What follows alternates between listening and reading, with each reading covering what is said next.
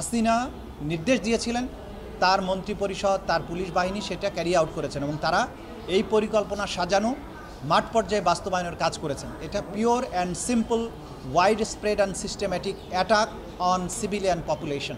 সেই কারণে এটা ক্লিয়ারলি মানবতা বিরোধী অপরাধ। সেই মানবতা বিরোধী অপরাধের সুপিরিয়র রেসপন্সিবিলিটিতে শেখ হাসিনা বা অন্যান্য যে সমস্ত আসামিরা আছেন তারা তাদের পজিশন অনুযায়ী সেই মামলায় অভিযুক্ত হচ্ছেন এবং সেই অনুযায়ী তদন্ত রিপোর্ট দাখিল হবে বলে আমরা আশা করছি।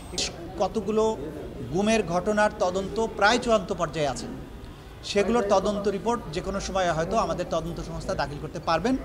এটার জন্য আমরা 3 মাসের সময় চেয়েছিলাম, সেই সময় অ্যালাউ করা হয়েছে, বাট 3 মাসের মধ্যেই আমরা আশা করছি অন্তত কয়েকটি মামলার তদন্ত রিপোর্ট। এই গুমের ঘটনায় যদিও আমরা মূলত একটা মামলা দায়ের করেছি, এই একটা মামলার মধ্যে শত শত গুমের অভিযোগ আছে।